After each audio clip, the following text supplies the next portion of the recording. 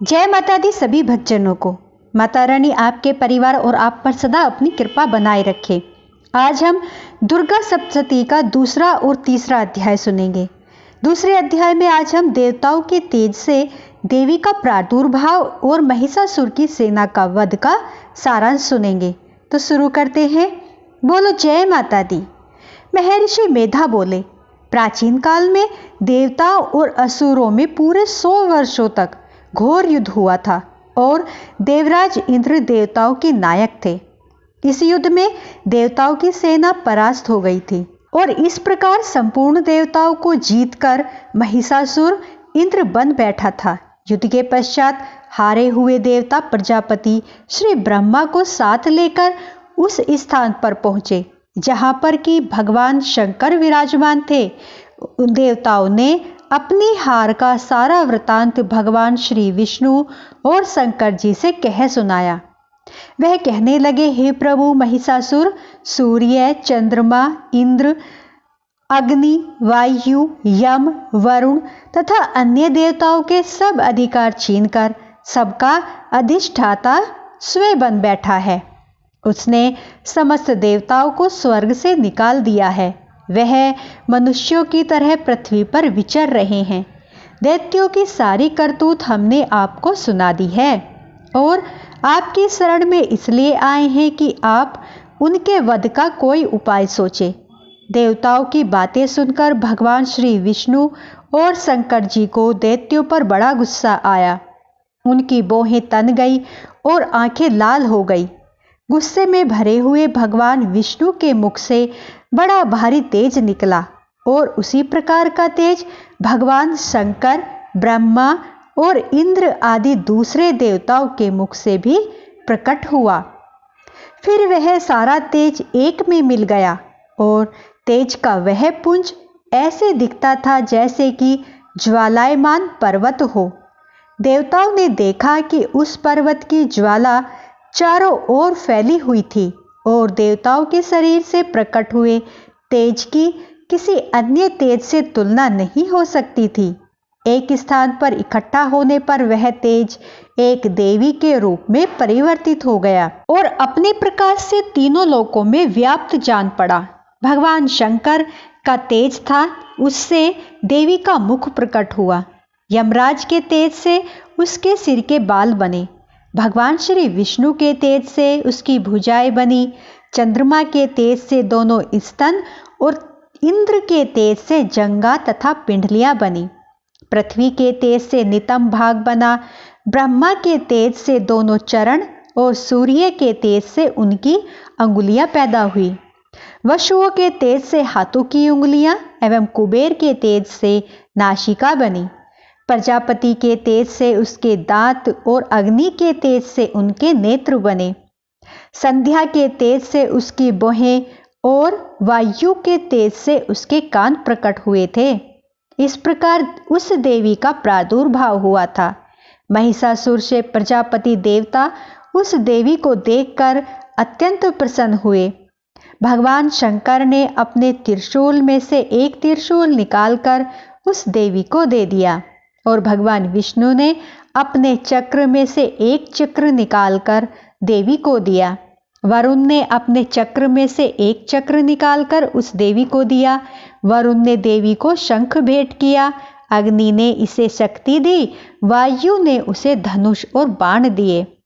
सहस्त्र नेत्रों वाले श्री देवराज इंद्र ने अपने वज्र से उत्पन्न करके वज्र दिया और ऐरावत हाथी का एक घंटा उतार कर देवी को भेंट किया। यमराज ने उसे काल दंड में से एक दंड दिया। वरुण ने उसे पास दिया। प्रजापति ने उस देवी को स्फटिक की माला दी और ब्रह्मा जी ने उसे कमल दलु दिया। सूर्य ने देवी को समस्त रोमों में अपने किरणों से तेज भर दिया। काल ने उसे चमकती हुई ढाल और तलवार दी और उज्ज्वल हार दिया। दिव्य वस्त्र उसे भेंट किए।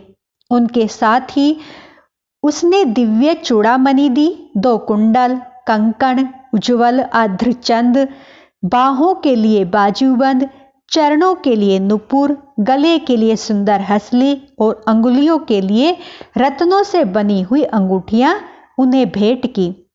विश्वकर्मा ने उनको फरसा दिया और उसके साथ ही कई प्रकार के अस्त्र और अभेद कवच दिए। इसके अतिरिक्त उसने कभी न कुम्भलाने वाले सुंदर कमलों की मालाएं भेंट की। समुद्र ने समुद्र कमल का फूल भेंट किया। हिमालय ने सवारी के लिए शिंग और तरह तरह के रतन देवी को भेंट किए।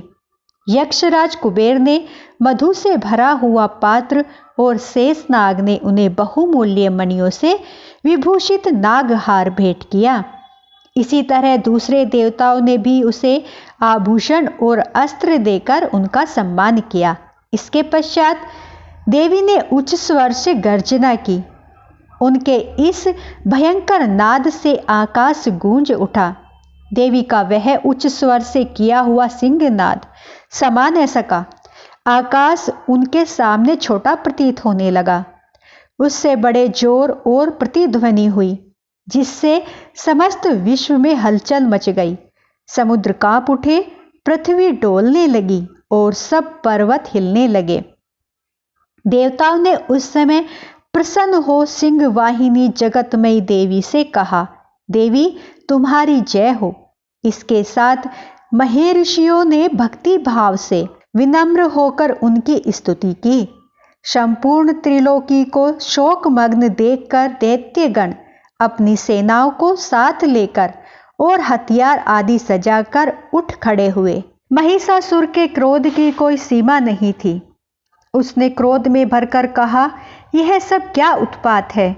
फिर वह अपनी सेना के साथ उस ओर दौड़ा जिस ओर से भयंकर नाद का शब्द सुनाई दिया था, और आगे पहुंचकर उसने देवी को देखा, जो कि अपनी प्रभा से तीनों लोकों को प्रकाशित कर रही थी।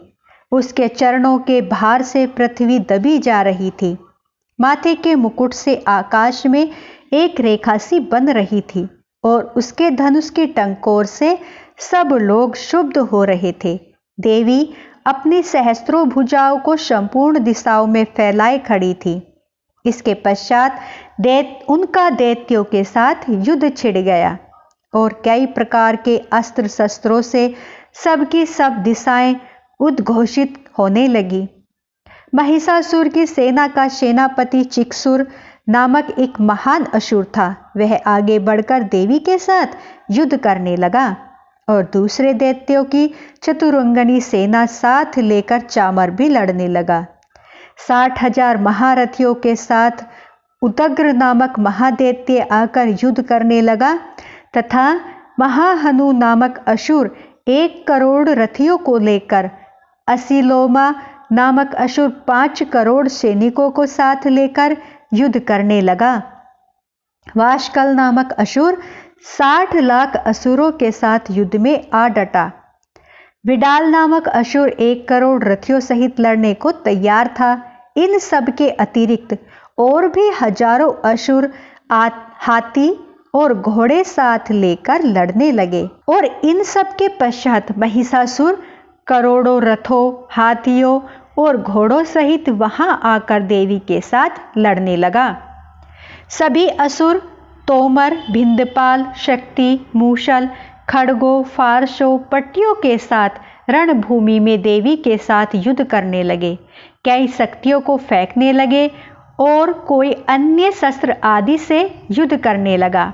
इसके पश्चात सबके सब दैत्य अपनी अपनी तलवारों हाथ में लेकर देवी की ओर दौड़े और उसे मार डालने का प्रयास करने लगे, मगर देवी ने क्रोध में भरकर खेल ही खेल में उनके सब अस्त्र शस्त्रों को काट दिया।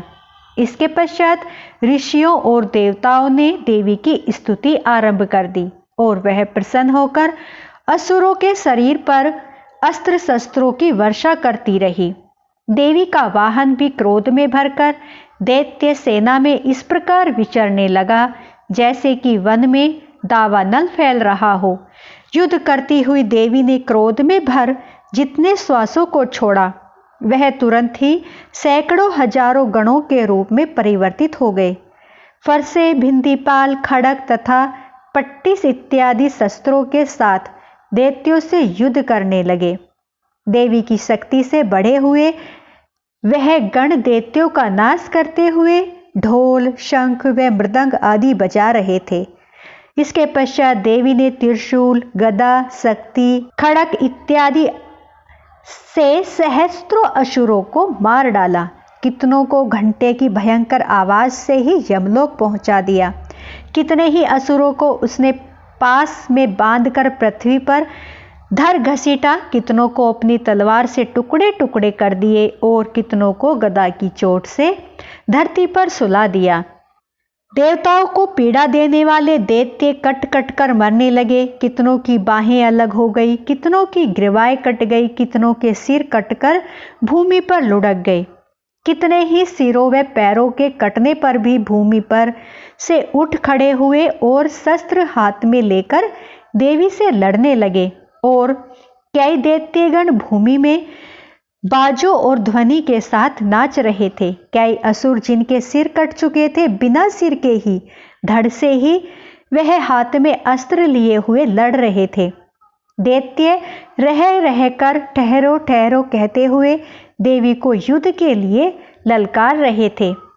जहां पर यह घोर संग्राम युद्ध हुआ, वहां की भूमि रथ, हाथी, घोड़े और असुरों की लाशों से भर गई और असुर सेना के बीच में रक्तपात होने के कारण रुधिर की नदियां बह रही थी। और इस तरह देवी ने असुरों की विशाल सेना को क्षण भर में नष्ट कर डाला, जैसे तृण काष्ठ के बड़े समूह को अग्नि नष्ट कर डालती है। और देवी का सिंह भी गर्दन के बालों को हिलाता हुआ और बड़ा शब्द करता हुआ असुरों के शरीरों से मानो उनके प्राणों को ढूंढ रहा था। वहां देवी के गणों ने जब दैत्यों के साथ युद्ध किया तो देवताओं ने प्रसन्न होकर आकाश से उन पर पुष्प की वर्षा की। तो बोलो जय माता दी। हमारा दूसरा अध्याय यहीं पर समाप्त होता है।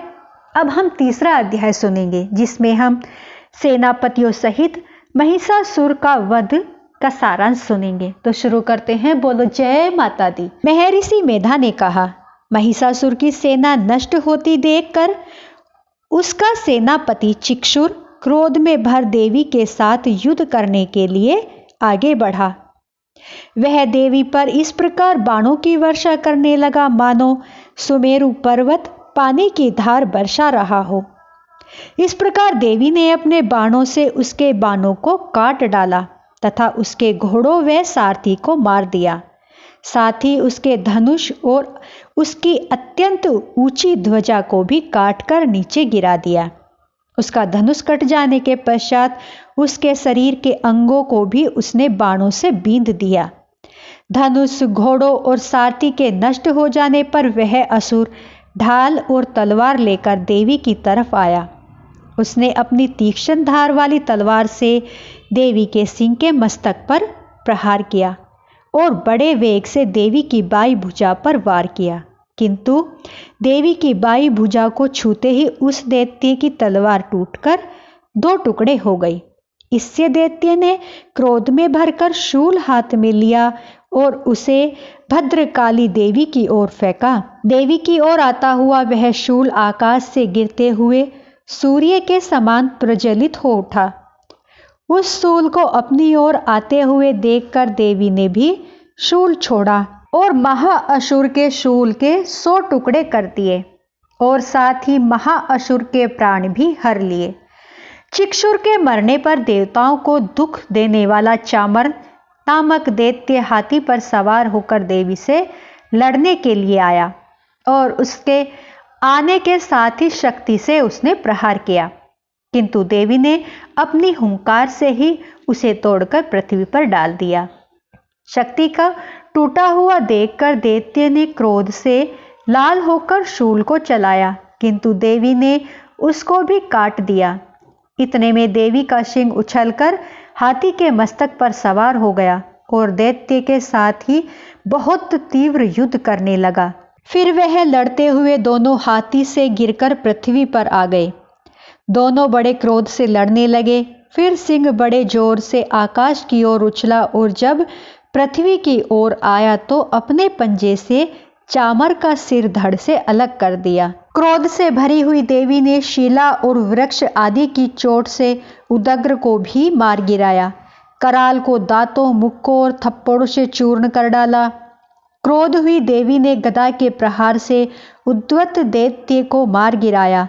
भिंदीपाल से वाष्पकल को, बाणों से ताम्र और अंधक को मौत के घाट उतार दिया। तीनों नेत्रों वाली परमेश्वरी ने त्रिशूल से उग्राश्य, उग्रवीर्य और महाहनु नामक राक्षसों को मार गिराया। उसने अपनी तलवार से विडाल नामक दैत्य का सिर काट डाला तथा अपने बाणों से उर्धर और दुर्मुख राक्षसों को यमलोक को पहुंचा दिया।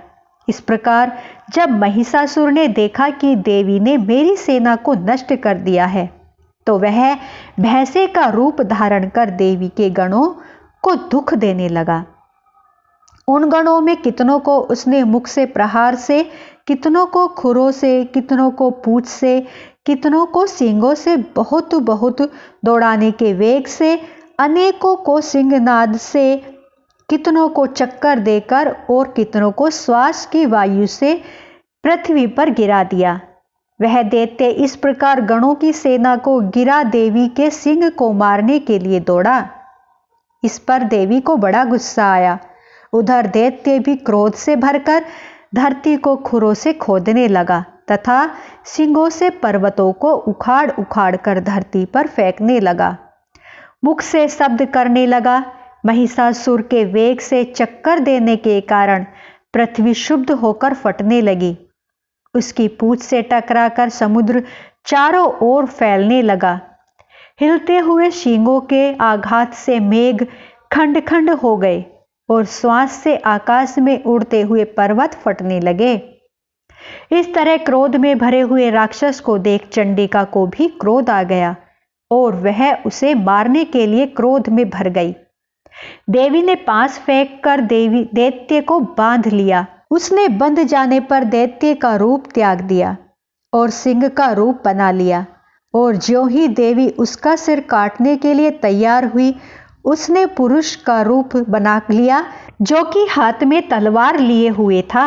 देवी ने तुरंत ही अपने बाणों के साथ उस पुरुष को उसकी तलवार ढाल सहित बांध डाला। इसके पश्चात वह हाथी के रूप में दिखाई देने लगा। अपनी सूंड से देवी के सींग को खींचने लगा और गरजने लगा। देवी ने अपनी तलवार से उसकी सूंड काट डाली। तब राक्षस ने एक बार फिर भैंसे का रूप धारण कर लिया और पहले की तरह चर अचर जीवों सहित समस्त त्रिलोकी को व्याकुल करने लगा। इसके पश्चात क्रोध में भरी हुई देवी बारंबार उत्तम मधु का पान करने लगी और लाल लाल नेत्र करके हंसने लगी।